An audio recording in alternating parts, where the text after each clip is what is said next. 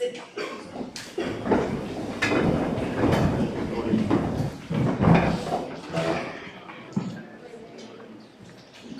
Good morning to one and all present here. On behalf of DMRE School of Law, I, Bhushi Jain, would like to extend a warm welcome to our dignitary and judge for the open letter writing and deliberation conclave to observe Human Rights Day, Dr. PARIVELAN KM.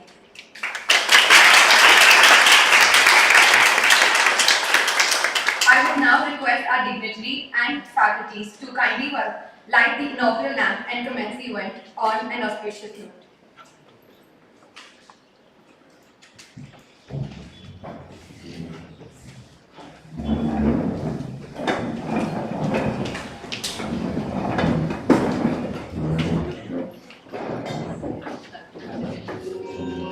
स्वस्ति Shri गणनायको गजमुखो Moreshwar सिद्धिदः बल्लाळस्तु विनायकस्तमहे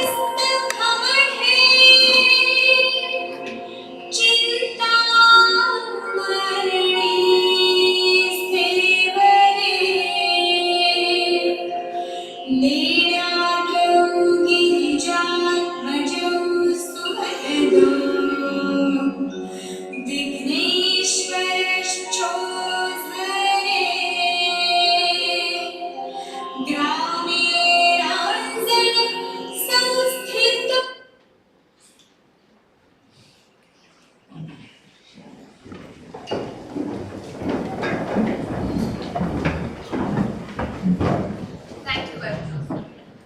Thank you everyone. I would now request Shaita ma'am to offer the welcome address.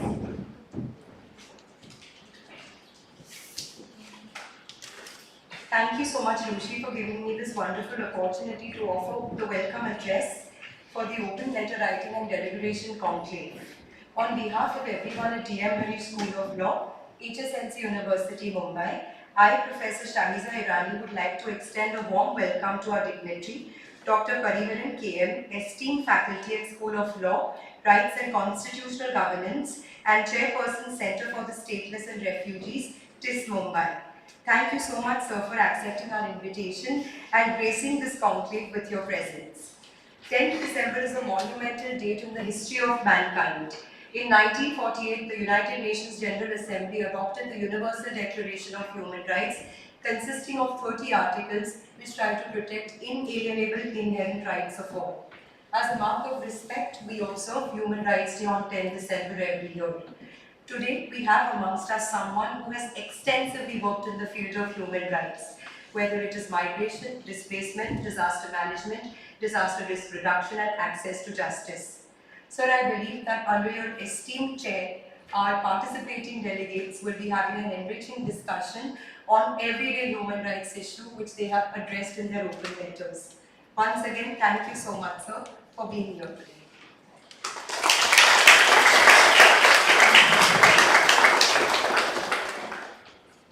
I would now like to call upon Dhruvi Joshi to introduce our guest. Thank you, Bhushi. Good morning, everyone.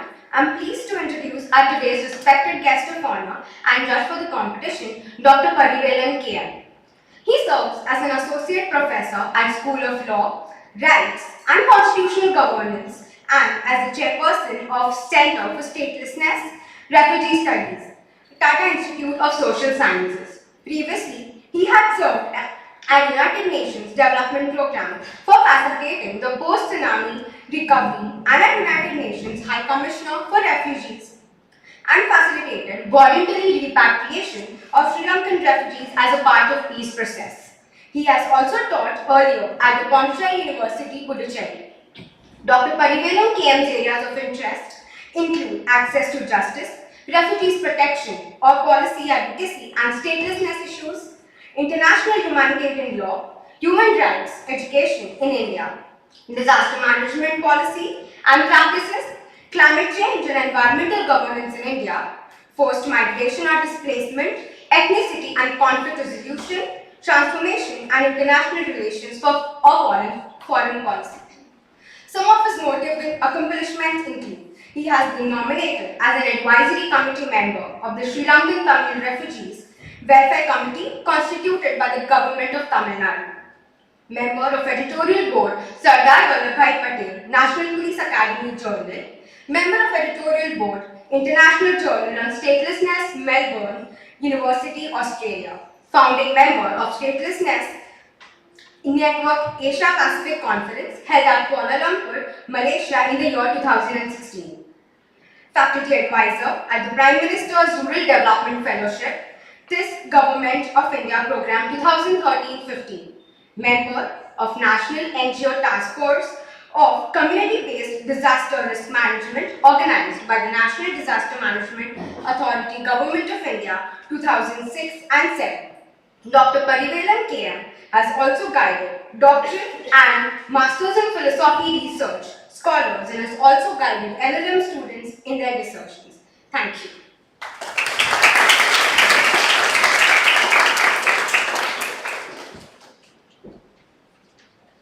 May I now request our director, Nilima ma'am, to facilitate our guests for the day.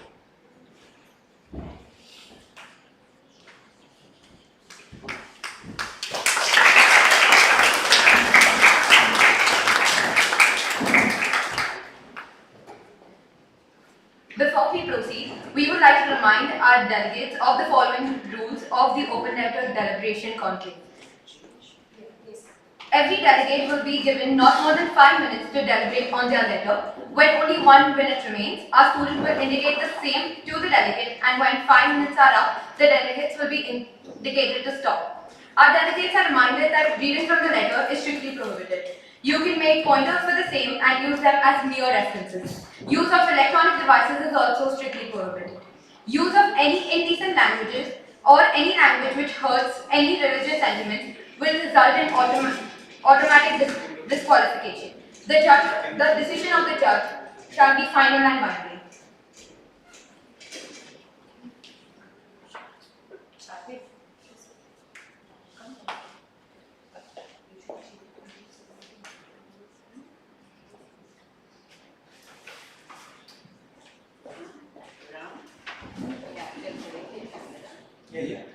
Will be करना है when the students are doing camera capture, ना तो position उनको बता दीजिए. Student को open letter अपना discussion कहाँ करना है ताकि कैमरा कैप्चर करे.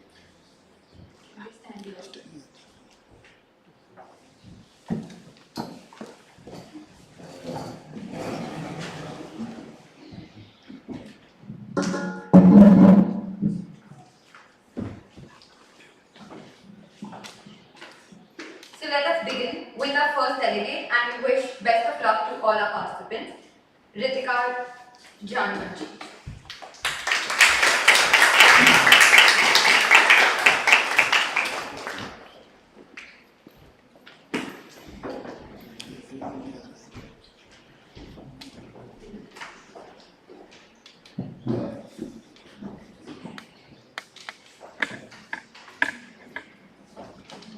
Good morning to each and everyone present here.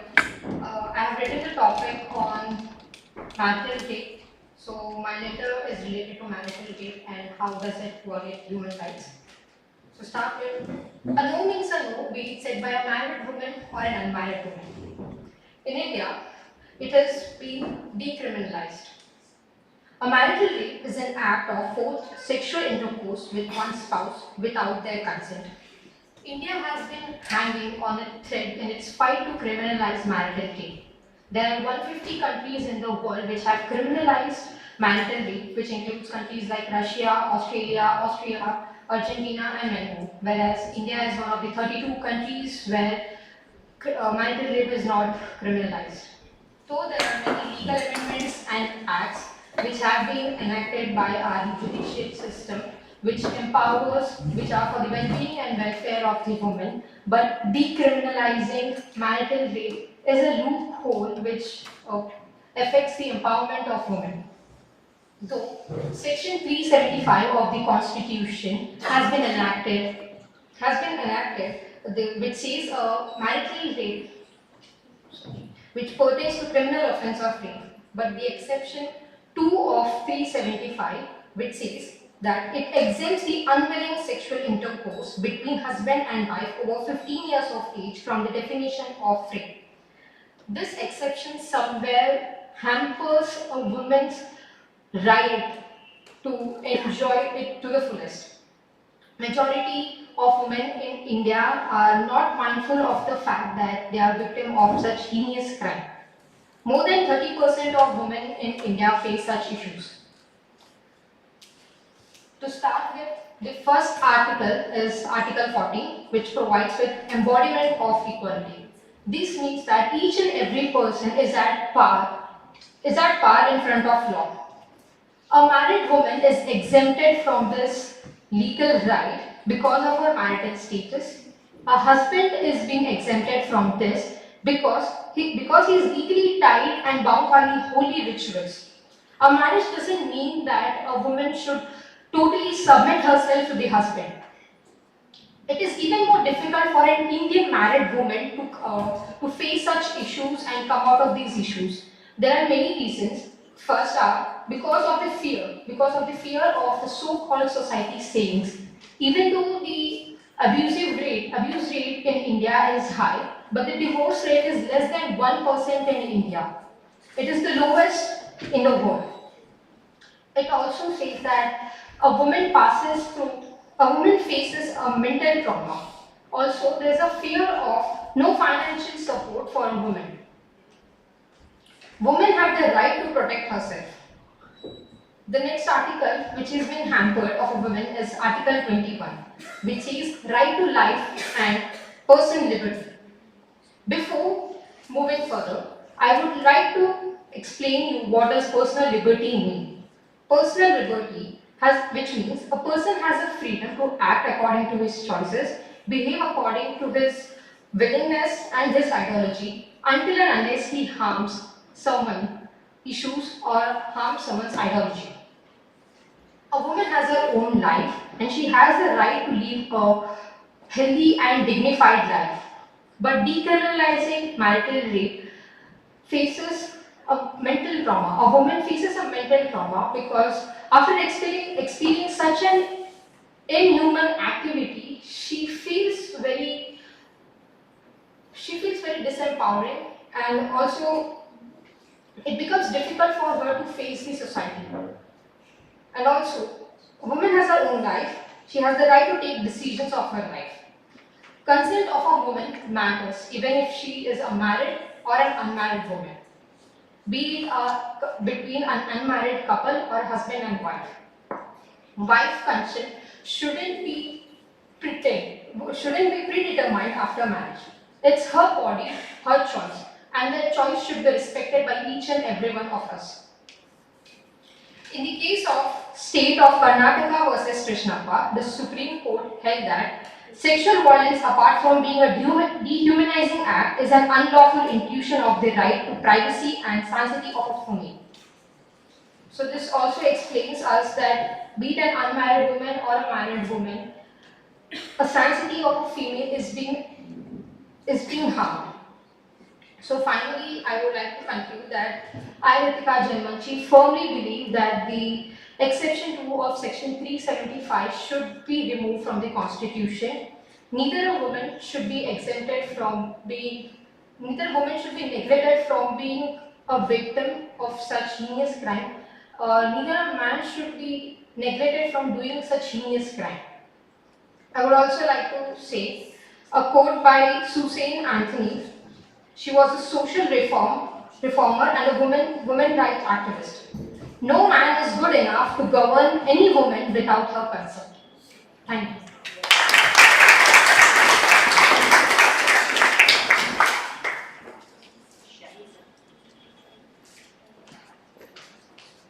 Our second delegate, Reema Ajmera.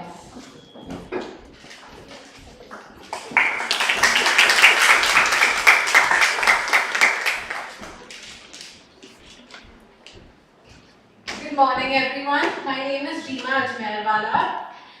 My open letter addresses the relation or the link between human rights and science and technology. So the link or the relationship between human rights and science and technology dates back to the 18th century, and the first link between it was traced back to almost the 18th century when the French Declaration of the Rights of Humans and Citizens was established. Post that, it took another 150 years for a concrete link between science and technology and human rights to be formed. Scientists themselves have certain human rights that other professions might not have. Such of those rights are to form associations and connections with people within their own profession, to gather information and to also communicate the information that they have to the general public or to people from their associations, and to cooperate internationally with various international bodies. Now, when we talk about human rights, there are often violations of these human rights, and that can be seen when we talk about the violation of the human rights of scientists. Open democracies and stringent regimes that are present often violate these human rights of scientists. They do that in the name of national security or to protect their political interests. They do this to cover up politically embarrassing truths at times. A couple of examples of these are when scientists have gathered in the past information about HIV or AIDS, which was considered confidential, and the government restricted them from spreading this information to the general public. And doctors were often prosecuted, or scientists were often prosecuted for helping out anti-government protesters, and they were punished for doing so. The application of science and technology for human rights purposes can be seen by the development of tools to strengthen human rights work and to unearth new truths. An example of this is recently the analysis of geospatial images helped people find gross violations of human rights in very remote places of the world which are normally not accessible. And by the use of these geospatial images, we saw that there was a hard violation of these human rights of people, and also the impact of mining on local communities, which caused water and soil pollution, and any sort of pollution is a violation of human rights. Article 27 of the Universal Declaration of Human Rights ensures everyone's right to gain benefit from science and technological developments, but at the same time, it ensures that people are protected from science and technological developments, which may cause adverse effects on people. Now, while there are a lot of positive impacts of science and technology with human rights, it is crucial to examine the negative impacts as well. And a very prime example of this was post the Second World War, the atrocities that were faced because of the development of science and technology, such as nuclear weapons, which caused massive mass destruction of people. We had to make sure that the development of science and technology does not endanger the rights and freedoms of people. While we should benefit from it, we must make sure that, or the scientists must make sure that they do not cause harm to people or the general public, and mainly for the protection and benefit of the people. Unethical practices or human rights violations must cease, and for that, scientists must make concerted efforts to make sure that these science and technological advancements do not cause harm to people.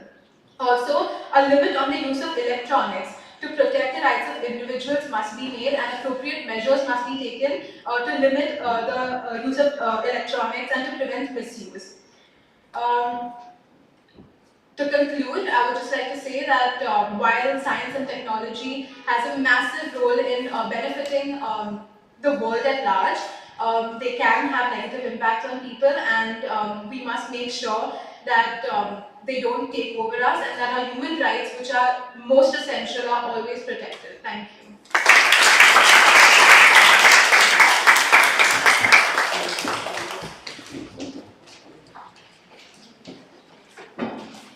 Now I would love to call our third delegate, Roman Mahir.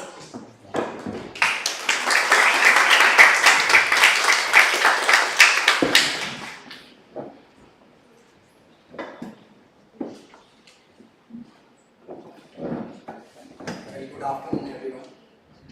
I'm Rohan and I'm representing LLB 3 years. My topic for deliberation today is sociological and political concerns surrounding human rights.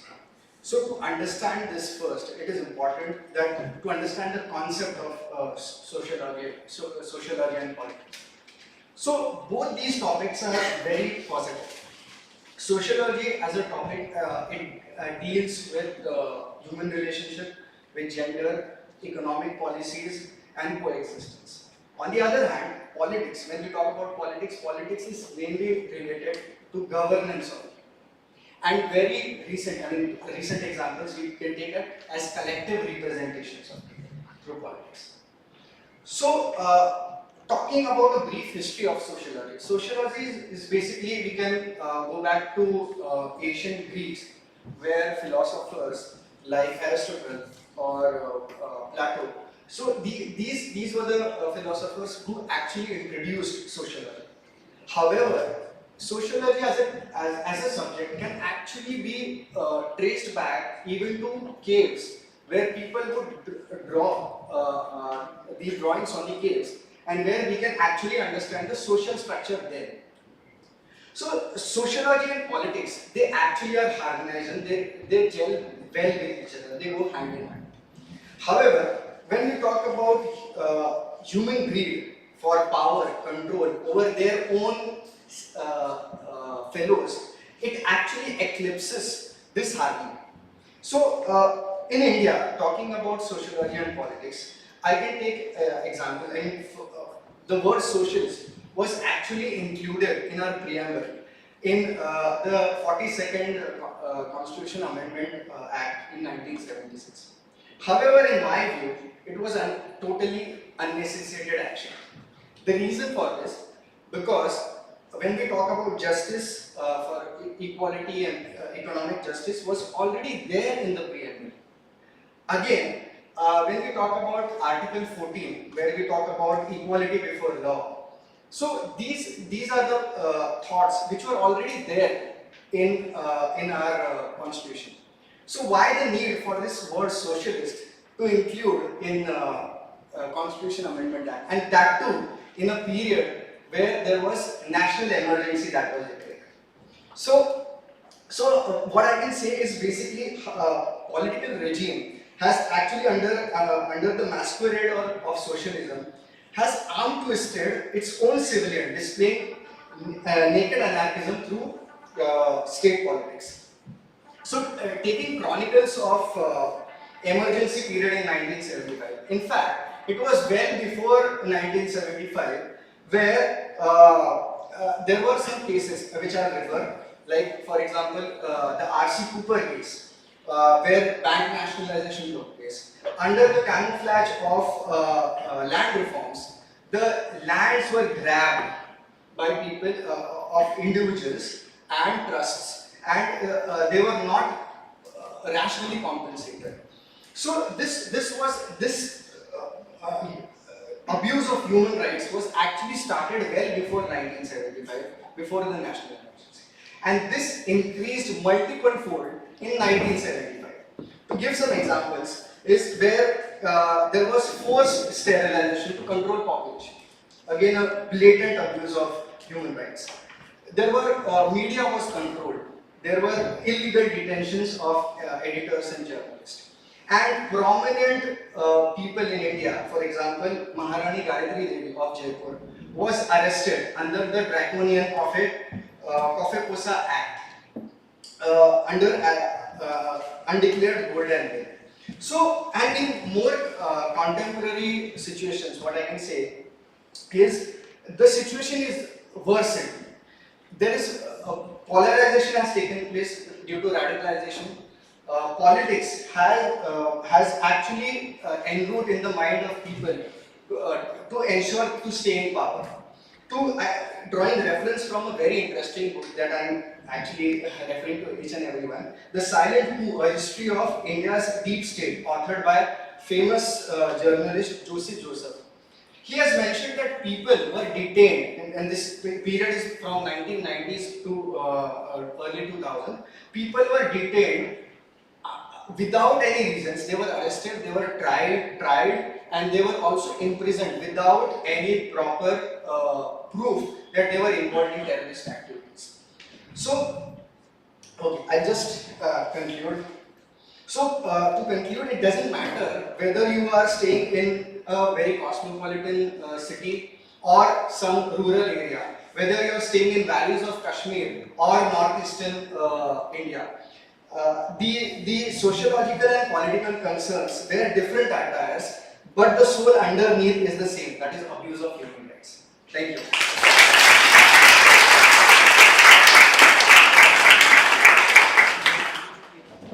Our fourth delegate is Aryan Kanga.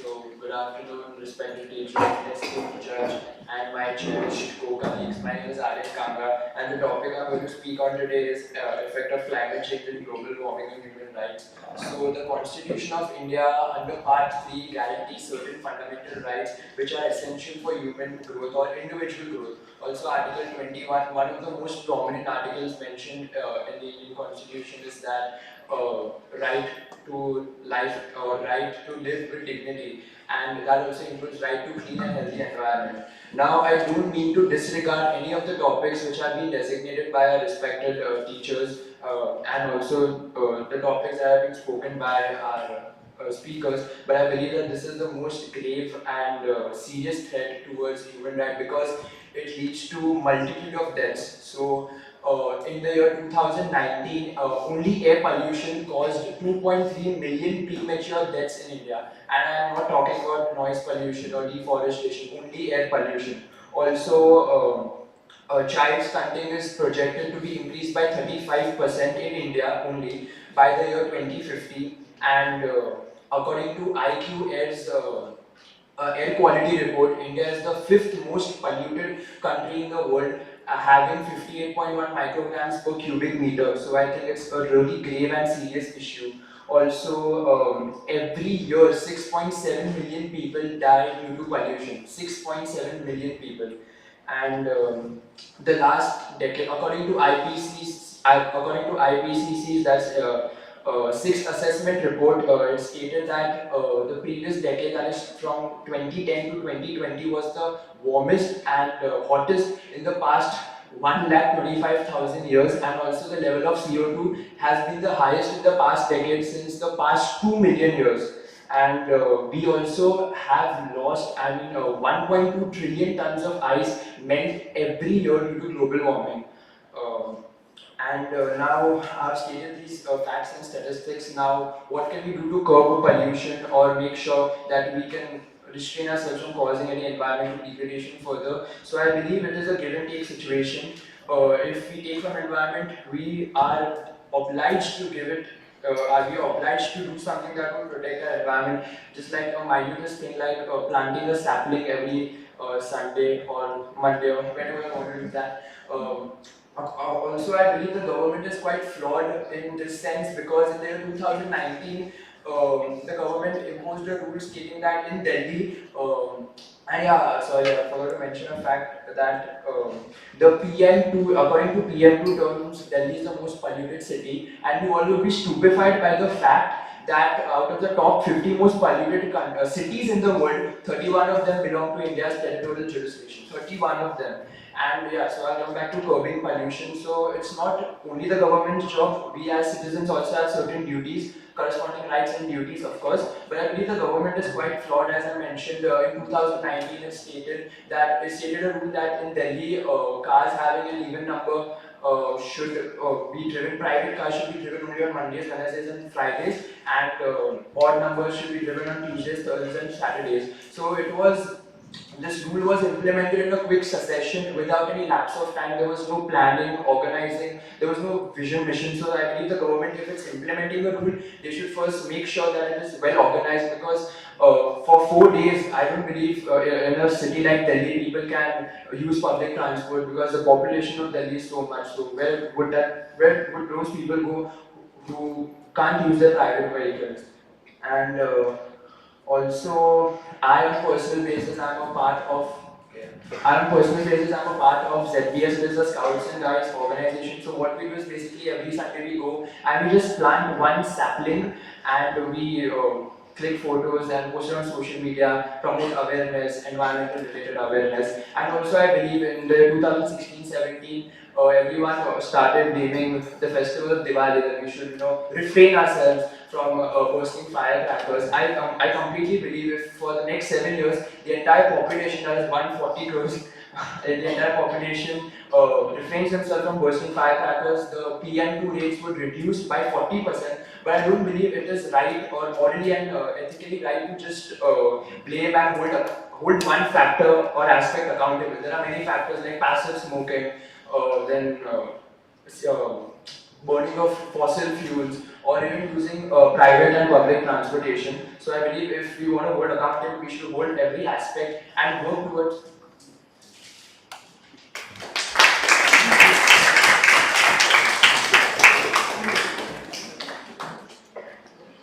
Our fifth delegate is Asta Arya.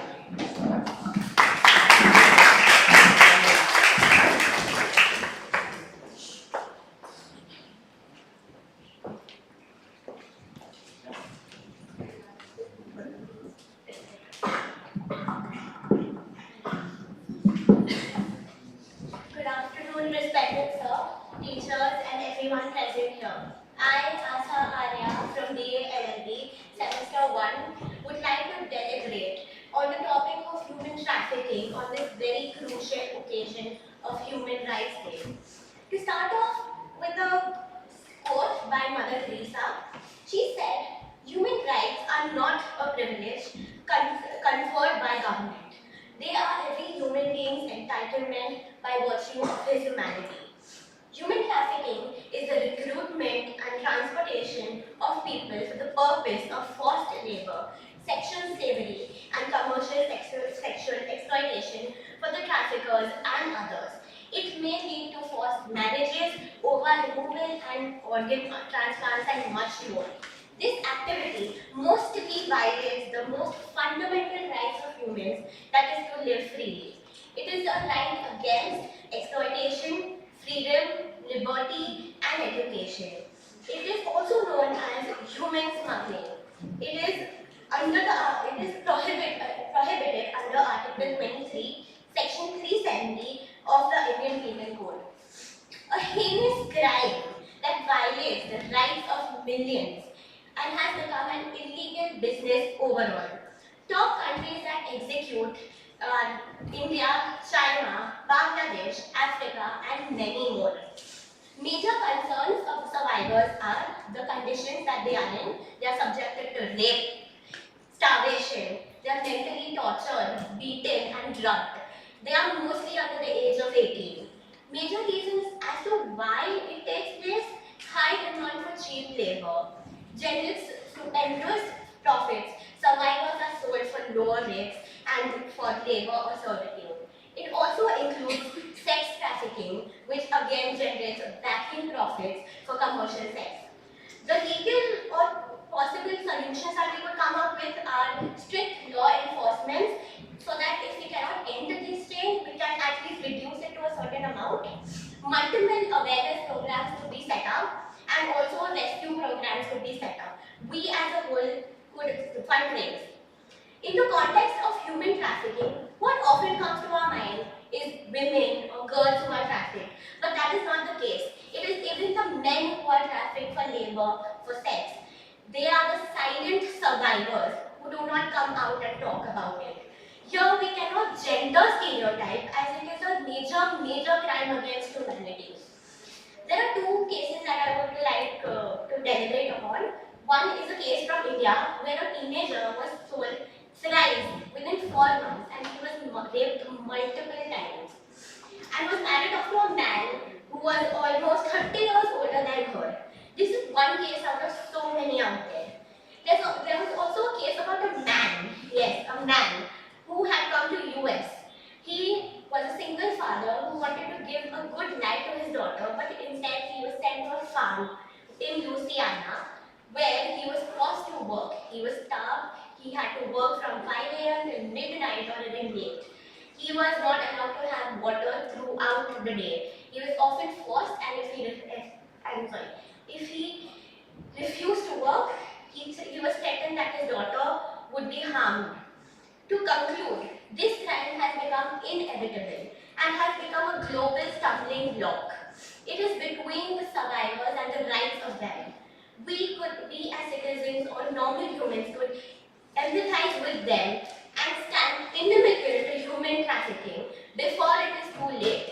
If I ever get the opportunity to meet even one of the survivors, I will offer my compassion and I will hear their atrocities out so that they, as a human, they also understand that we are there for them. This is the least possible thing as a human, in the name of humanity, we can do to them. We can give them empathy. So, you and me, let's help set them free. Thank you.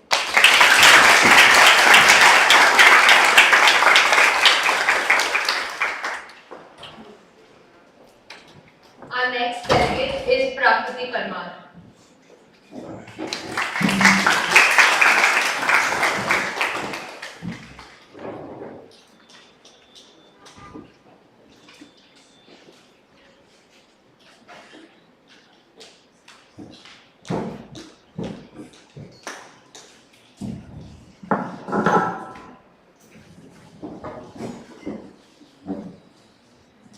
Good morning, everyone. I'm Prakriti Parmar for BPA is going to address on the topic human rights and feminism.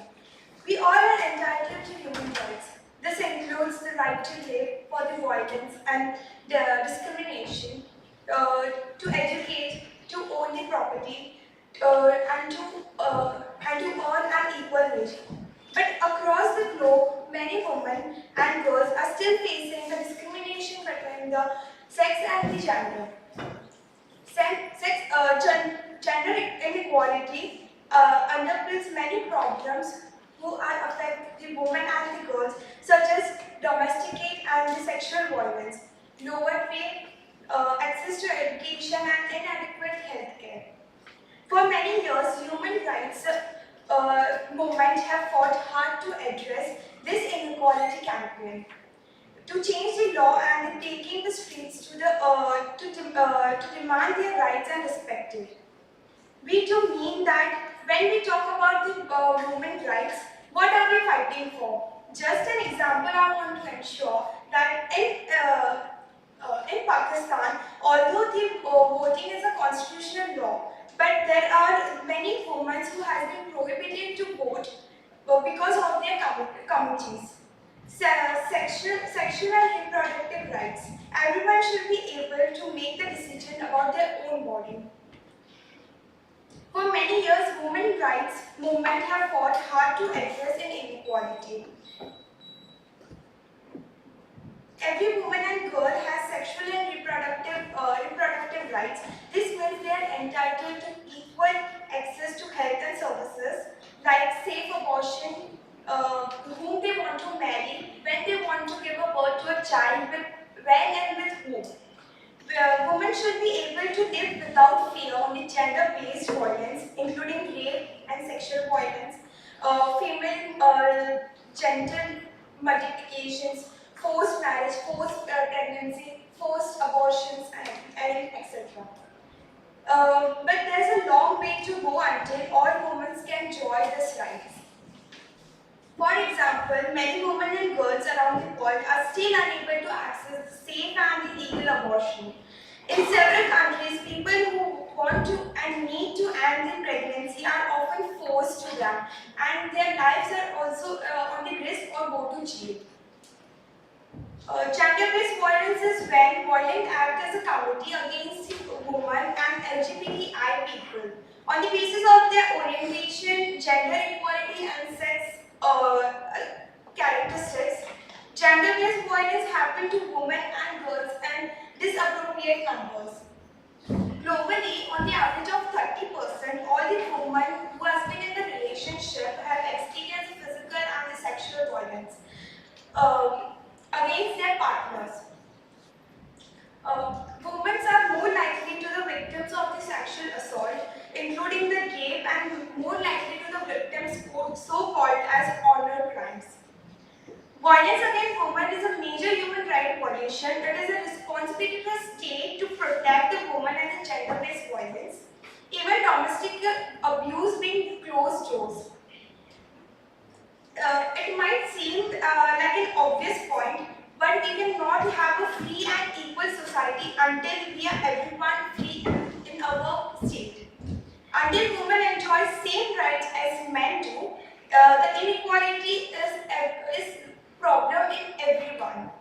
According to UN, gender equality and empowerment of women and girls is not just for the goal in itself, but a key to sustain the development of the economic growth and peace and security.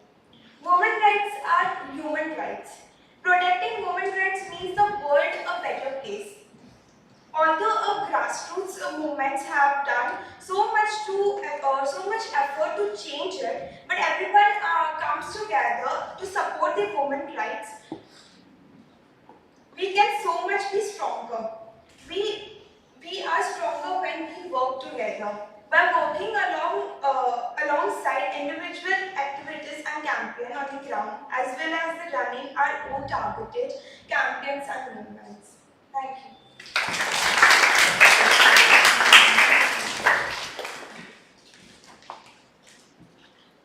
Our next delegate is Megha Manu.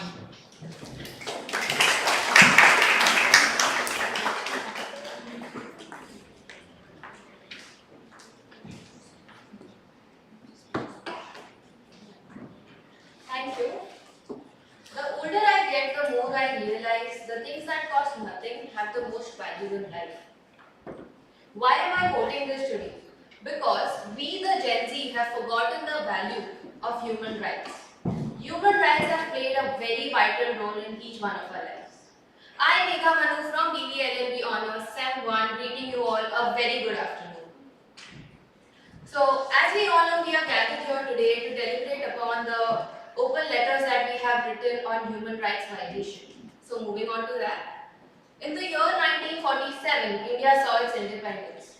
After that, when the constitution was drafted, it contained the most crucial fundamental rights, which were freedom of speech, expression, and religion, alongside with a vigorous regulative and a free legal system to limit and eradicate these hurtful practices. An instance of the religious violence would be the 1984 anti-Sikh riots, which was started because of the assassination of the then Prime Minister of India, Indira Gandhi.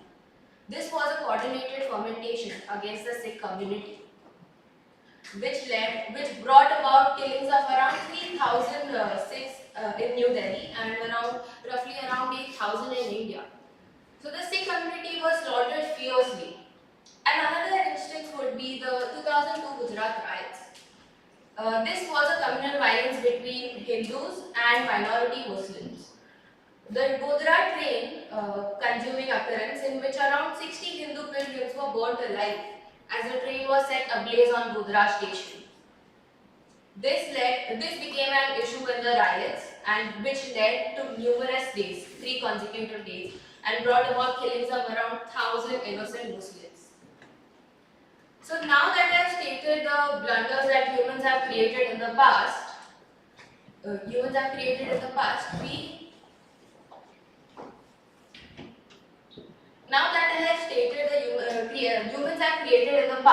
this is just a tiny part of the iceberg among all the violations.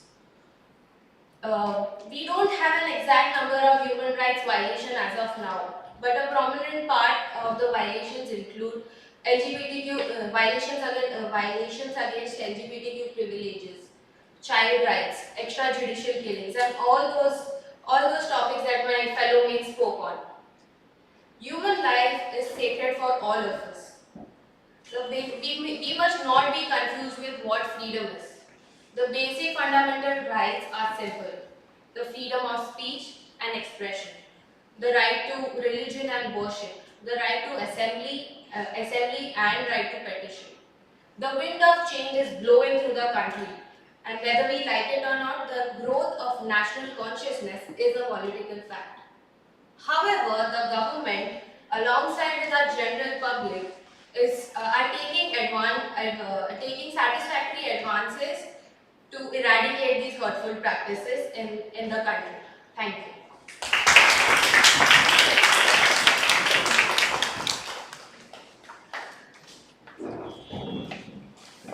Our next delegate is Joseph Sessa.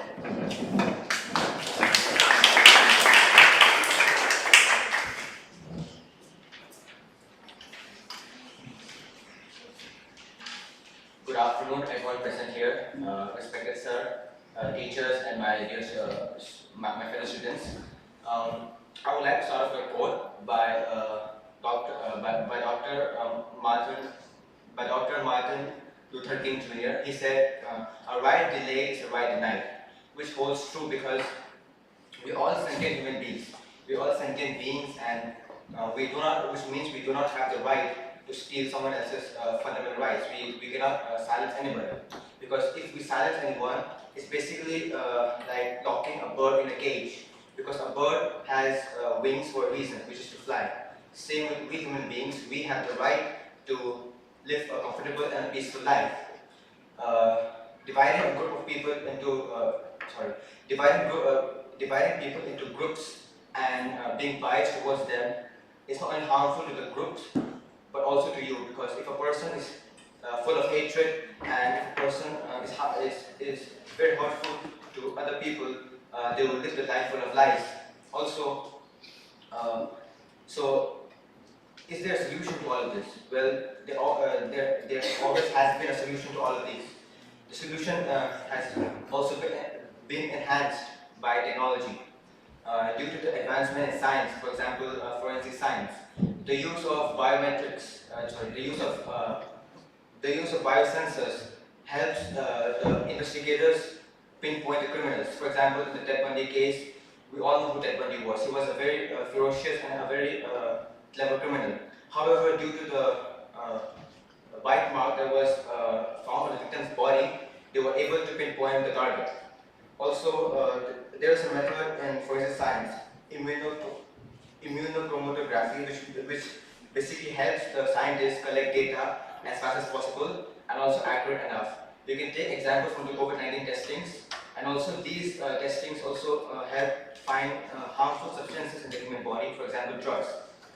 Now, moving on to media, we all know what the role of media is. It helps spread awareness. Awareness such as on social issues. We can take examples from print India. There are so many channels all over the world that have their own channels or pages on Instagram where they spread awareness.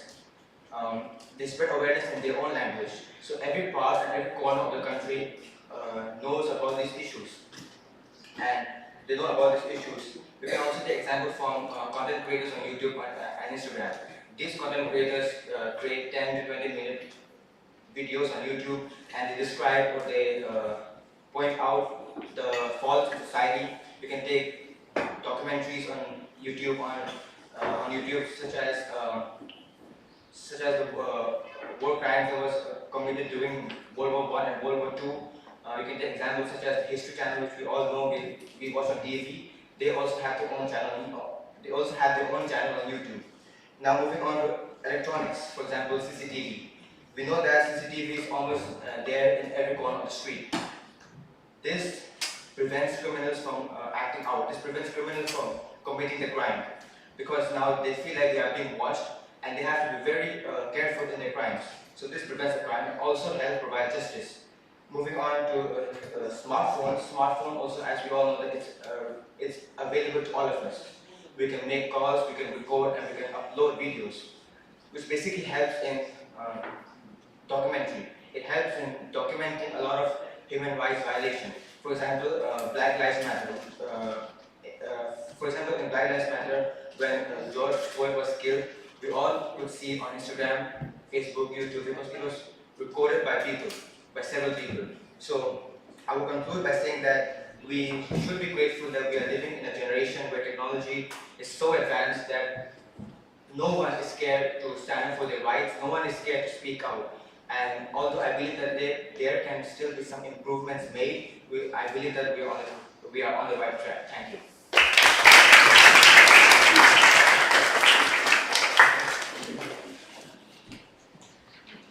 Our next delegate is Meghna Mehta.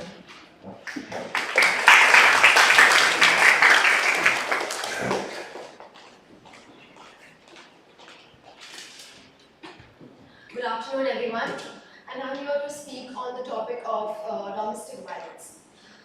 Domestic violence is an issue which has been raised since so many years, but still it is rampant in many parts of the world.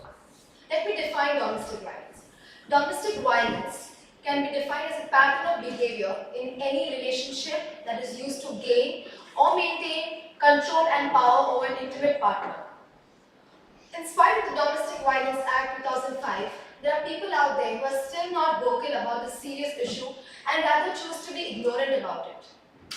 Often women and children are soft targets of domestic violence. It mentally affects the children from this inhuman behavior. Even mental health issues like PTSD, post-traumatic stress disorder, depression play a severe factor. The physical abuse a survivor goes through in the process can be fatal. The children who are involved are usually the one who bears the brunt of their parents' fights. It is also important to note that solely the abuser is not responsible, but also the people who allow this to happen and act as mere neutral spectators. I would like to provide a case study on the same. The case involves Sunita Malik as a complainant and her husband Inder Raj Malik as respondent. Sunita Malik was beaten, starved, cruelly treated by her husband and in-laws in order to extract lump sum amount and articles such as jewelry. She was beaten up to a point where she fainted in her matrimonial home and no doctor was called for a medical checkup. Sunita, just a second. Yeah. In this particular instance, the court had to decide whether an individual could be convicted under Section 4 of the Dowry Prohibition Act and Section 498A of the Indian Penal Code. The court did held that yes, an individual could be convicted under both the acts. Domestic violence, according to domestic abuse statistics from the National Family Health Survey released by the Union Health Ministry, every third woman since the age of 15 has faced various forms of domestic violence. Most of the time, the perpetrators in this case have been the husbands. I would like to conclude by saying that laws like Section 498A of the IPC prescribes punishment by a husband or relative of the husband in case a woman is subjected to cruelty by them. The penalty is imprisonment up to 3 years and are liable to a fine. The laws like these which are made to punish the accused should be made more stringent so that it will create an impact on the society about the severity of domestic violence and will deter people from doing domestic violence. We should also build confidence among the survivors so that they get an open space to talk freely about this issue without fearing about the consequences. In order to create awareness, seminars should be held to educate people about the various strict laws enforced by the government which will assist in curbing the menace. Thank you so much.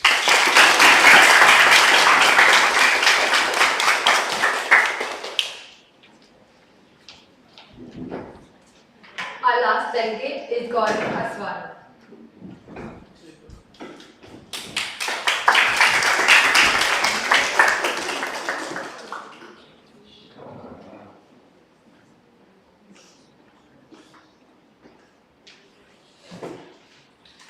Good morning, sir. My name is Gaurav Aswani.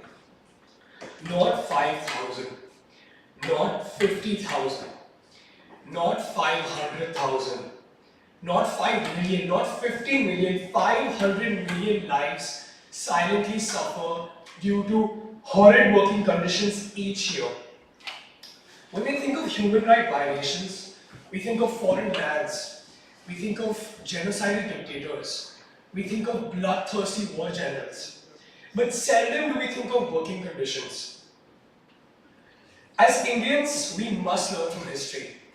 we must remember that the exuberance of the British Empire, their consumerism, was fueled by Indian suffering. The overcoats of British bureaucrats were lined by Indian blood. The streets of Westminster were paved by Indian toil and exploitation. In my treatise today, I have explored the extent of human rights violations in the realm of business and worker rights. It should not be misconstrued, however, that consumerism rises from the public.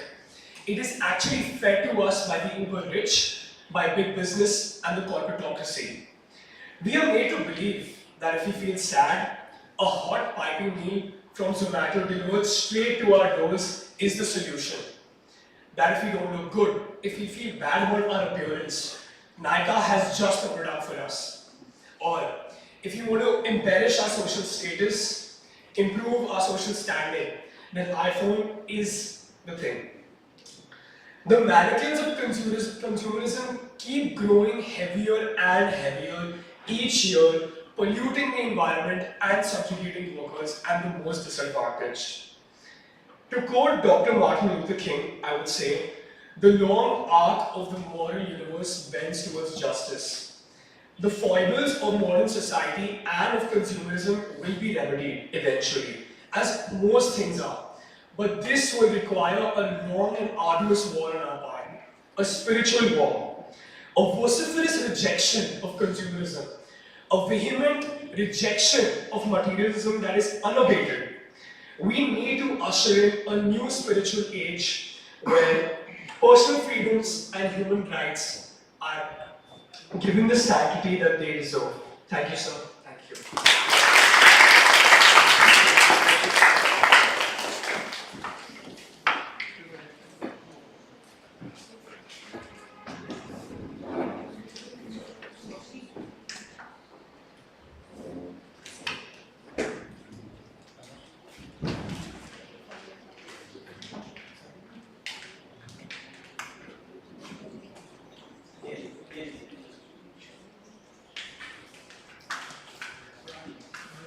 Before Sir announces the result, we would request Dr. PARIVELAN to offer a keynote address and share his views to observe human rights.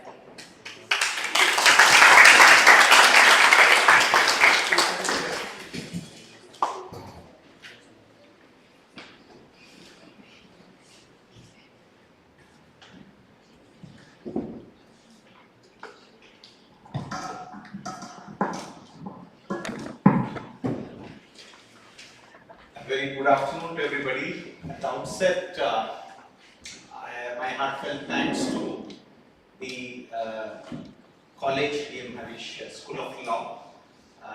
It's a pleasure to join you all on this very Human Rights Day and listen to your interesting and fascinating topics, the open letters which you all have shared. I was listening very carefully, very diverse, interesting topics.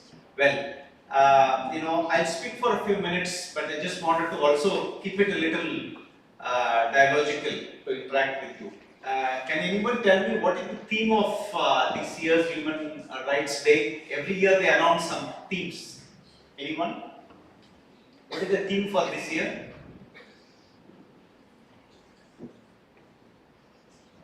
Nobody has checked or seen it. Are you aware that every year that there is a theme given, right?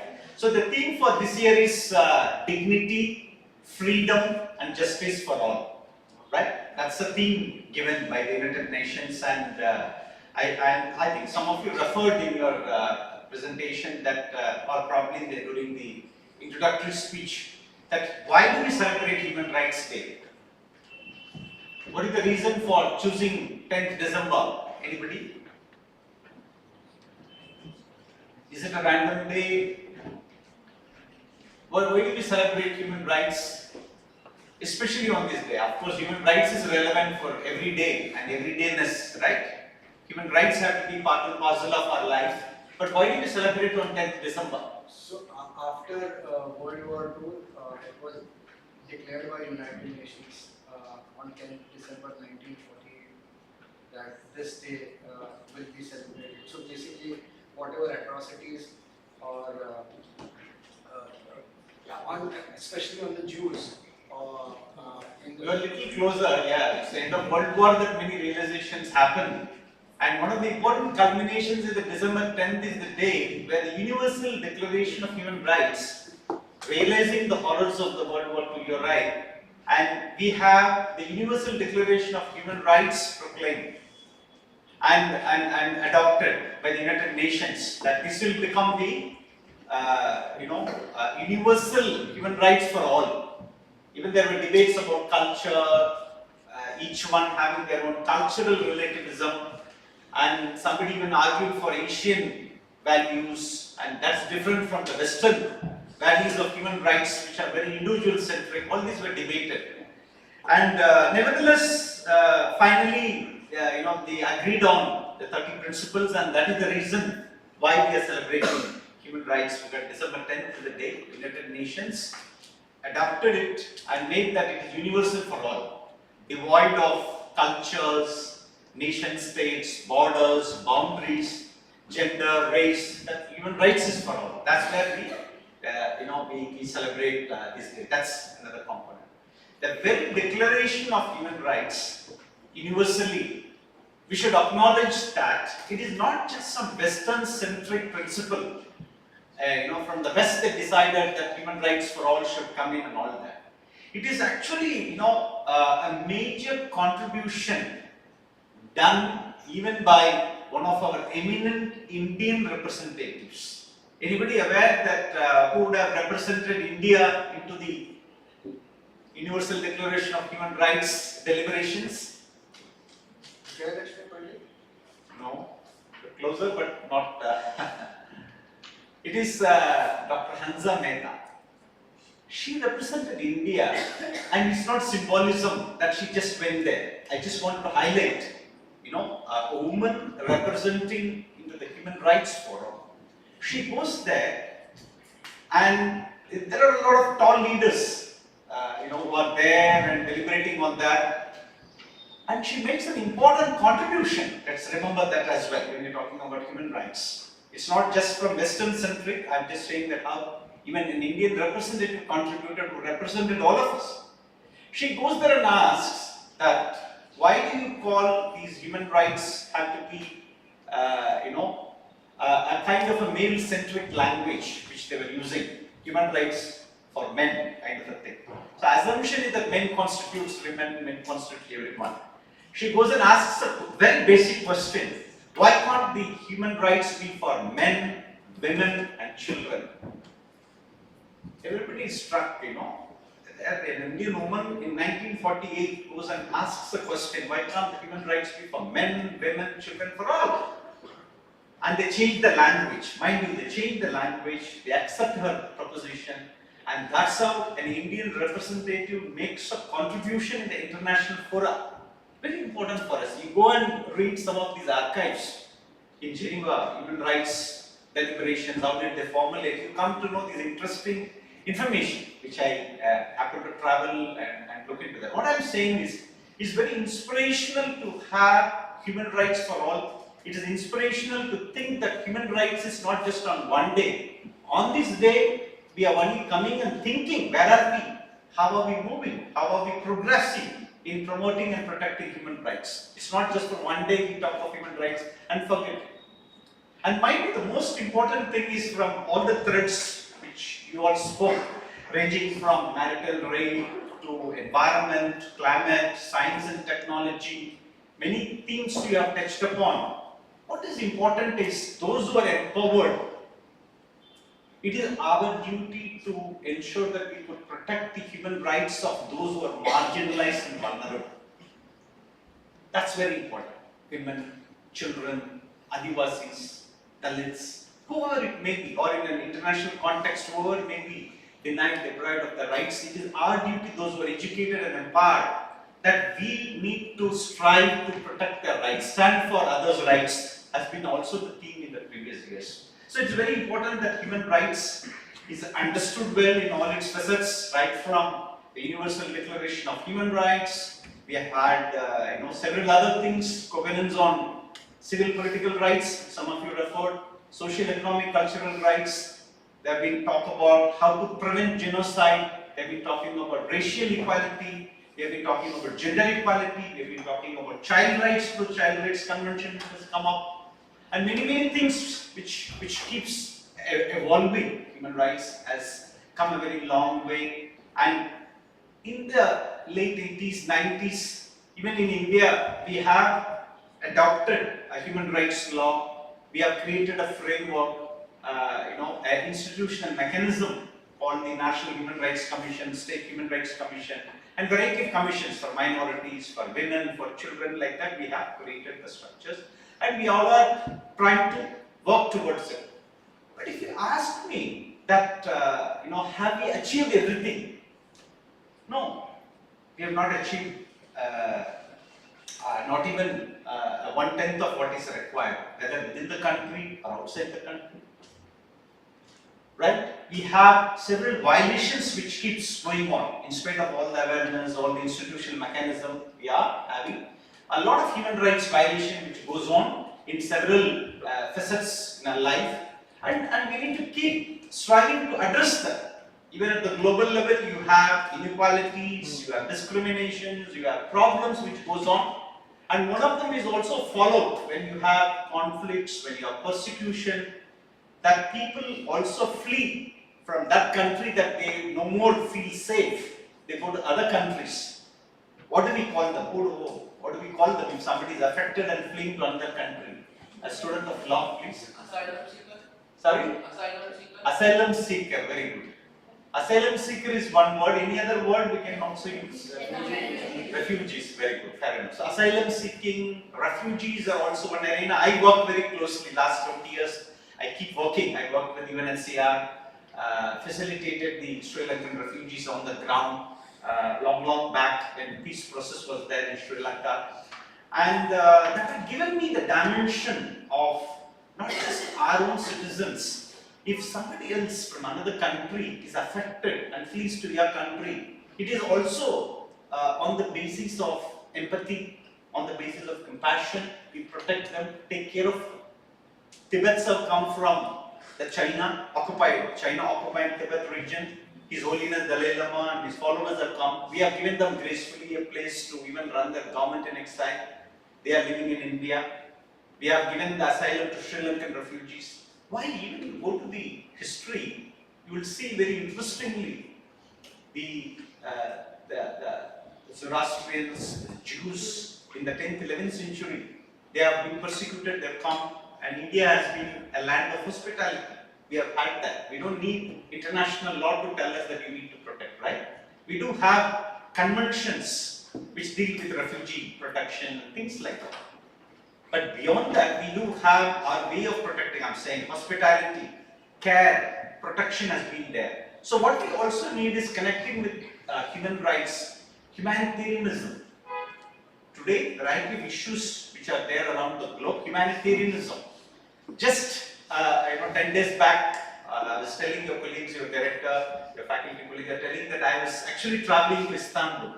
An invitation from United Nations, which wanted to deliberate another subgroup, what we largely call refugees affected moving. We all know, you as law students told about. Have you heard a term called statelessness? Anybody? We are all citizens, right? So we are all stateful. We all are citizens, and we take it for granted because you and I can get a passport. We can get our Aadhaar. We can get our voting card. But there is a section of people who do not have these basic rights, basic access to documents. They are called the stateless people. By international law, 1954 Convention on Statelessness defines stateless person as somebody who is denied nationality by operation of law by the concerned nation state. So what does it mean? Who are these categories? This again I want to highlight on this Human Rights Day. There are a set of people who are denied of right to have rights. They are called the stateless people. Right to have rights. We all have right to have rights, and whether they denied rights, we fight for that rights. It could be gender rights, child rights, PWD rights. It could be any of these things. But the stateless population are the some people who fall in the cracks of not being recognized by either this state or the other state. You normally have citizenship flowing from two important principles: the jus soli principle, the jus sanguinis principle. If somebody could not fit in either of them, can also be there. What is that? Then you will ask me a question of whom are we referring to? What is that group? If you look at a classic example of Myanmar, our neighboring state, Myanmar has been discriminating a section of people and they've been affected. Anybody? Rohingyas. Right. So who are Rohingyas? They're part of the Myanmar state. But the Myanmar government, for some reason, even though they have more than 130 different ethnic nationalities, found this particular group that they are problematic and they don't belong here. It's a kind of a state perceived discrimination. The state said that you people don't belong here, you go. They said, where do we go? Where do we belong then? It is seen and traced when you ethnographically, anthropologically try to study. It is that in a unified India, which constituted today's Pakistan, Bangladesh, all into one India, that probably from today's Bangladesh pockets, these people were doing in-migration, out-migration towards neighboring Myanmar, because at some point of time in history, if you see, Myanmar was extending to today's India's Assam. Till here, it was all one Burma, they used to call it, right? Burma. So Burma and the British India basically had a treaty in the 18th, 19th century, and then some border settlements happened. But perhaps these people were migrating here and there, and they themselves don't know that history.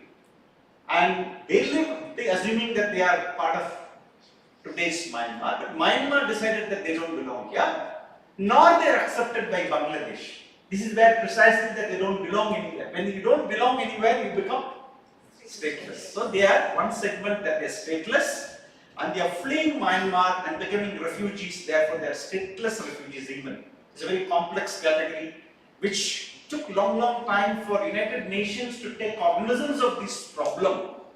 And the UN chief of Myanmar was thrown out, saying that you did not alert the world community that this problem is going on.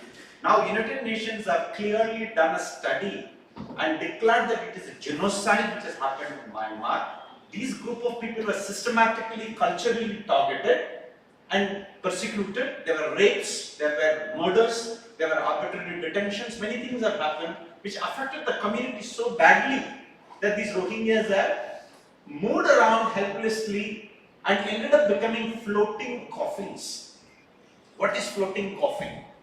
That they will take a boat which can carry 30-40 people in actual, but 200 people will board the boat because of lack of resources. They'll carry little food, little water, just try to go somewhere out of their country so that their life could be saved. When no country entertains them to enter, they end up becoming floating coffins. That water is over, food is over, they don't know where to go, they don't want to return to their country, end up becoming dead in the water.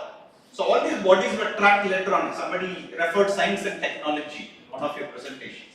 Even these science and technology, radars and satellites are used. Why there are some boats with so many dead bodies? This is where they started tracing. This is where they started tracing. That's why humanitarianism, science and technology could be connected well. I was thinking when the presentation was made. So this is how they started tracking. Then they went to the source of the problem. Then they found out that Myanmar government has been discriminating, making people stateless and then making them helpless. So, unless you may have international law, other things prevailing already, you have Statelessness Convention, dates back to 1954. Statelessness Reduction Convention, 1961. As our friend was telling, these all came in post-World War II. These laws have emerged, but these are not getting applied. So, on this Human Rights Day, let us also think about refugees, stateless population who don't have access to things. Within our own country also you may ask me, then what is the relevance in India? Will you believe in partition we have had so much of movement of people, right? Ranging from 12 to 14 million people were crisscrossing in the newly born India, Pakistan and all that, unified Pakistan at that time, later on Bangladesh. Now, one segment of people moved from Pakistan to India, and therefore they were called as West Pakistan refugees. And will you believe for 75 years these people lingered with the tag West Pakistan refugees.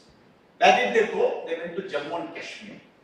And some of you would know Jammu and Kashmir had certain special status, special laws. Of course, these all got abrogated recently. Because of the fact that they went to Jammu and Kashmir, the Jammu and Kashmir laws, local laws, did not allow these people to get the state domicile. And because of that, they were denied of education rights, health rights, a range of other rights were denied. So at some point of time, the union government looked at that plight and granted them citizenship, but the state did not allow them to get the rights. Then they were in a limbo, legal limbo, where de jure they were citizens, but de facto they were stateless, because they are not able to enjoy the local rights. Getting my point? So surrogacy triggered such problem, then surrogacy law we reform now. There are a lot of issues you can keep going on and looking at these categories. I work on refugees more, and we all know, for example, Sri Lankan refugees. Will you know within the Sri Lankan refugees, one layer I will tell and then I will conclude. I will not talk too much, but if I am allowed to talk, I will keep talking. But I have told only 10 minutes, I know I am exceeding the time. But I will just complete this part of it, where as law students, you should go and unravel the many problems in human rights, humanitarian dimension. I am quoting this. So you know that in neighboring Sri Lanka in the 80s, they had some ethnic crisis, ethnic conflict, because of that many fled as refugees, they are here. But we started working with the refugees and come to know, I conducted a study and I am still conducting a study. There are certain issues which requires long involvement to resolve the problem. Within the refugees, we found a category of people who said that we will never ever return. We asked them, why you don't want to return? You belong to Sri Lanka, you are a Sri Lankan citizen, you come here as a refugee, that is all right. Reasonably, the union government and the state governments are giving you hospitality, but you should return when war is over. They said, no, we actually belong to India. We said, why? How? We started tracking them. It is that during the 19th century, during the British administration government, the Britishers have taken some South Indians as labor migrants. It's called indentured labor. They took them as migrant laborers to work in Sri Lanka in the coffee gardens, tea gardens, rubber estates and all that. And they lived in this country for a long, contributed to the economy and all that in Sri Lanka. From 1800 onwards, 1850 onwards, it went on, more than 100 years. But in 1948, we got independence in 47, they got in 48. In 48, when they attained independence, Sri Lanka disenfranchised nearly 9+ lakh people. That you don't belong to Sri Lanka, now all of you return to India. That's a simple way that they made a citizenship constitutional amendment and pushed these people out. They said we are disconnected from Indian roots, even though we come from India, we are disconnected from Indian roots. And where do we return? So this debate went on and they were struck. This I tell you are a section of people taken from India to Sri Lanka. They are called Indian origin migrant workers. Now, post-colonial period, there is a problem going on in the 40s. Now there are also native Tamils who live in Sri Lanka who fought with Sri Lankan Sinhalese. So there's a Sinhala Tamil issue is the Tamils who lived in Sri Lanka for a very long time, millennia plus, not for 100 years, but for several millennia they lived there. That's another story. Now the migrant labor is another story. These all got intermingled during the ethnic conflict and they all came together. So therefore these people said, after all their Indian origin, we belong to India, and there were also treaties between India and Sri Lanka called the Sastri Bandaranaike Pact, Indira Gandhi Bandaranaike Pact in 1964, 1974, all that stuff. Now those who residue population could not come, now came during the ethnic conflict mingling with other Tamils. And I tell you, the Indian government, even the Tamil Nadu government could not distinguish these kind of problems. It is through a research that they are intervening now. And they are saying that if there are some Sri Lankan Tamils who come as a refugee, they have a right to return. Now if they are Indian origin people, if they have come now, and they are supposed to come during those pacts, if they miss the bus, let's not punish them. Now let's give a legal avenue to them. So we are trying to do a citizenship legal avenue for them. We are working on that process now. Anyway, these are the complexities I'm just sharing, not to go further in detail. What I'm saying is the human rights for citizens human rights for anybody who comes as a migrant to your country is also that we need to sensitively take care. I wanted to just flag that from the perspective of refugees, perspective of statelessness. You all can read a little more. I think as lawyers, as human rights people, that we need to definitely address a range of rights which are required within the country, be it the civil political rights. At any given time, some of you referred about the emergency and the suspension of many fundamental rights during the period. I think any government, whatever it may be, I think human rights have to be upheld at all times. That's something very important, imminent, and we have to keep evolving our laws, our policies, our practices in tune with protecting dignity of rights of all individuals in all facets. That's one aspect of it. Even if they're migrants, if they're refugees and other thing, I think we need to treat them with dignity.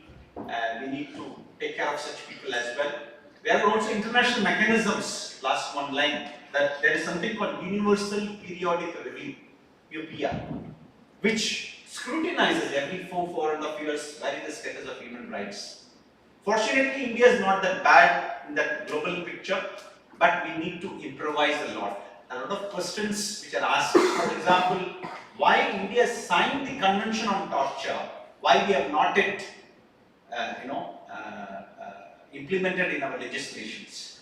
So there are like that, there are a lot of things which gets flagged in the international arena. As student of law, strive for it. Let us create more awareness, more advocacy on human rights. Advocacy has to be also evidence-based.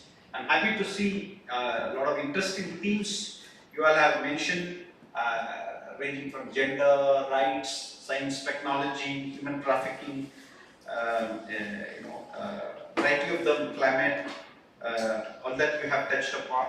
I'm really very happy to come and listen to your ideas, your interest, your vision for the Human Rights Day. As I said, let's not just think for one day, talk for one day and forget it. The human rights have to be practiced every day, and we have to advocate for the dignity, freedom and justice for all. Let us strive for it. Thank you very much.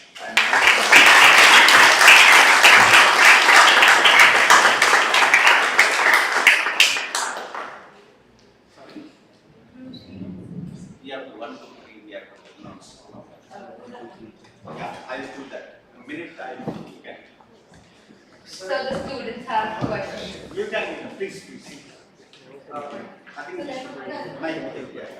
go ahead. So you touched upon the topic of refugee, and not just about refugee, but the citizens themselves are classified in countries. So I'll take example of Uyghur Muslims in China, or Rohingyas that you have mentioned, or even Tamilians in Sri Lanka, which led to LTTE, where we also lost our Prime Minister Rajiv Gandhi. And when it comes to Uyghur Muslims, I mean, there are concentration areas in China which can be compared to Holocaust. On basis of this, there is one another topic which is a hot potato in India, is about Citizenship Amendment Bill that has been passed, but it is not yet been implemented in India. So what are your thoughts about it? It is important for India to implement such Citizenship Amendment Act for giving valid citizenship or stateful citizenship, as you have mentioned, stateless people, to stateless people who are residing here. Good. I'm happy to hear your comment on Uyghurs in China, in Xinjiang province are persecuted. You have in Chechnya, Dagestan, in Russia, people are persecuted. Like that, we can flag many corners of India. Rohingyas we talked about are being persecuted and all that. There are many instances of that sort which goes on globally. We need to address them. How do we really take care of them? To tell you from the international arena, there is a mechanism called R2P, responsibility to protect.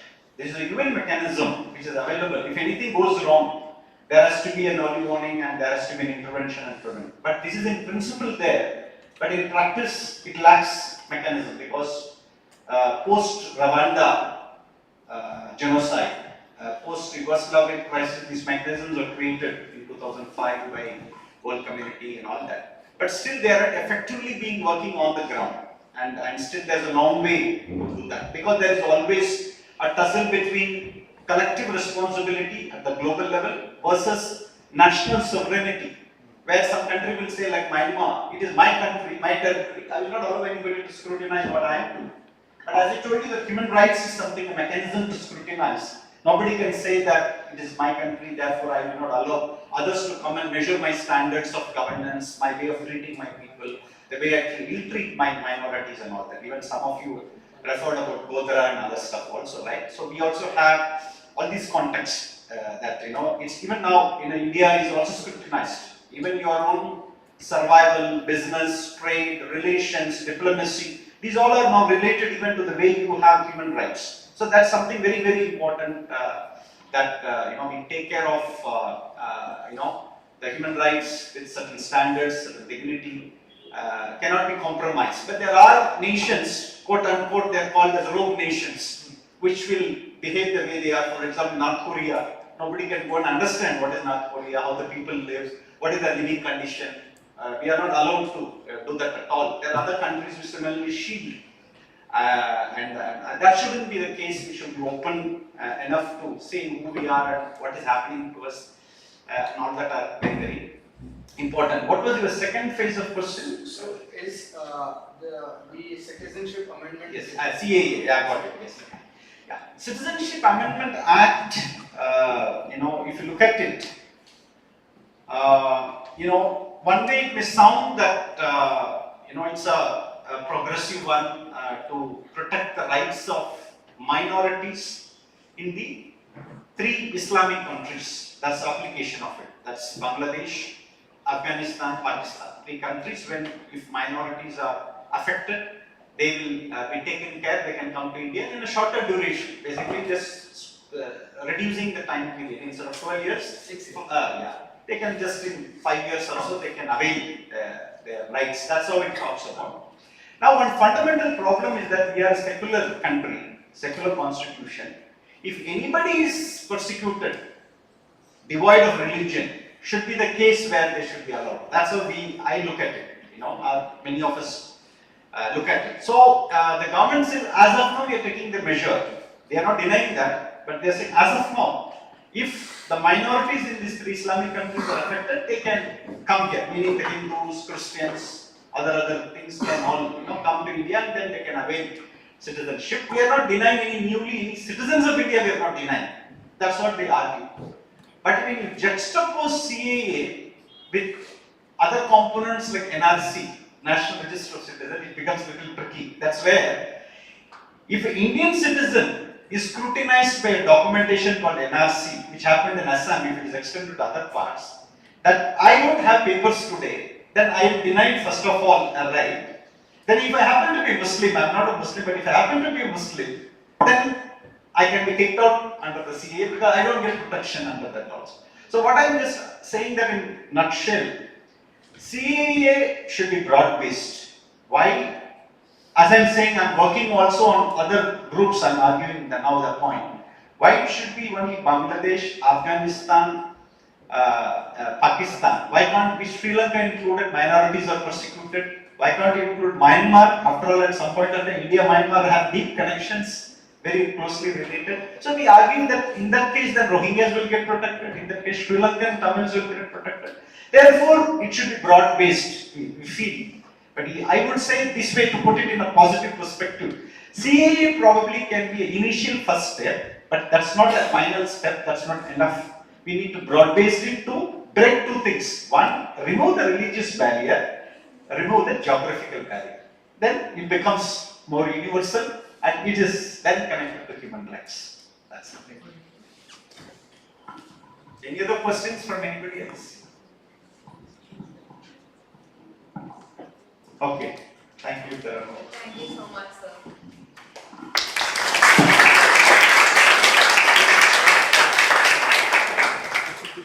So now we can announce the 3, 1, 2, 3 winners. Yeah. Okay, I am that.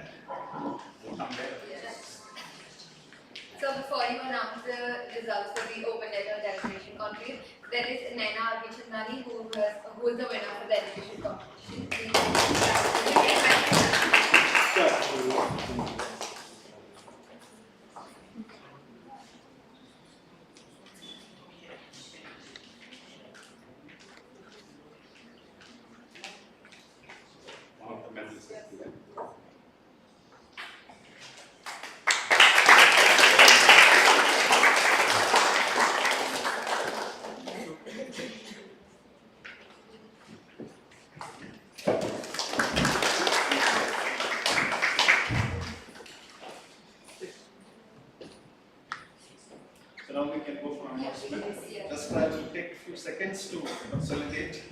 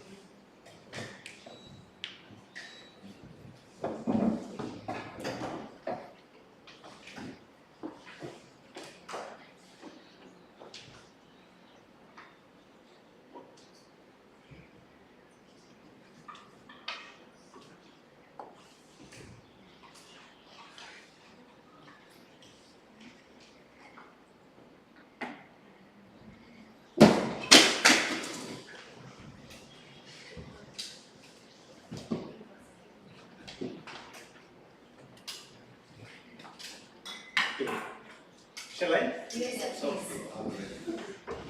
yeah, I should say that all the presentations were quite interesting, very contemporary, very topical, very relevant to our current understanding of social, political, economic, legal realm. They all touched upon, very interesting.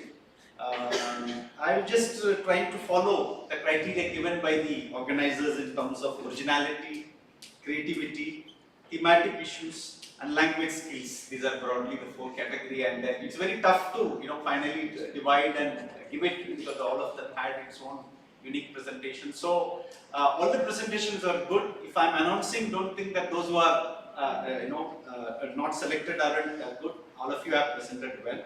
But with all that being very narrow margins, I should say, I could have these three winners which are there. 1, 2, 3 we have announced. I don't know whether it's a ranking or order to be given, but I'll just go by that. The third rank goes to Miss Megha Manu.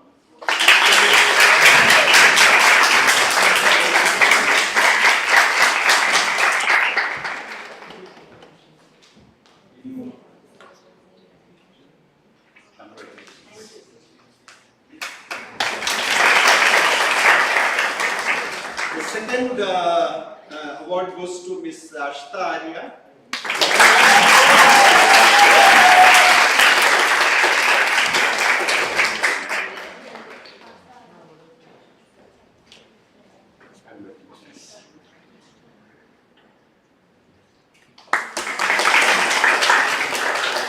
The first thing goes to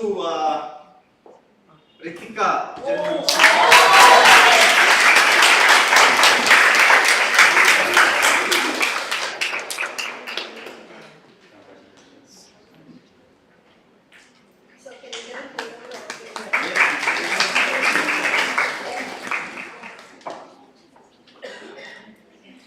Faculty also could join, please.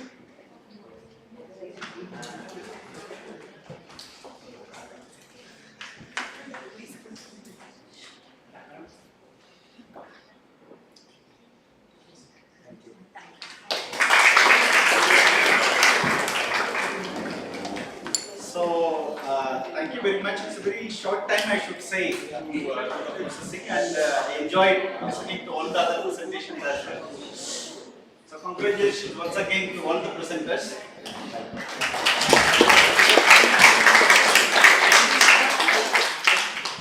Now I would like to call upon Yashvi to propose the vote of thanks.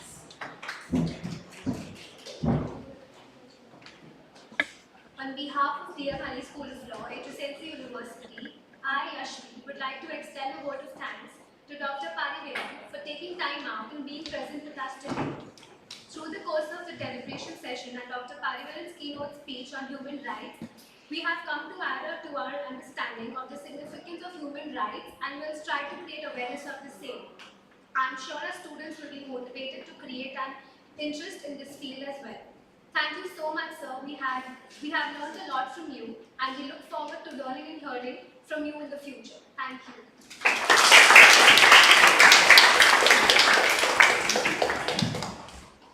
I would request everyone to stand for the national anthem.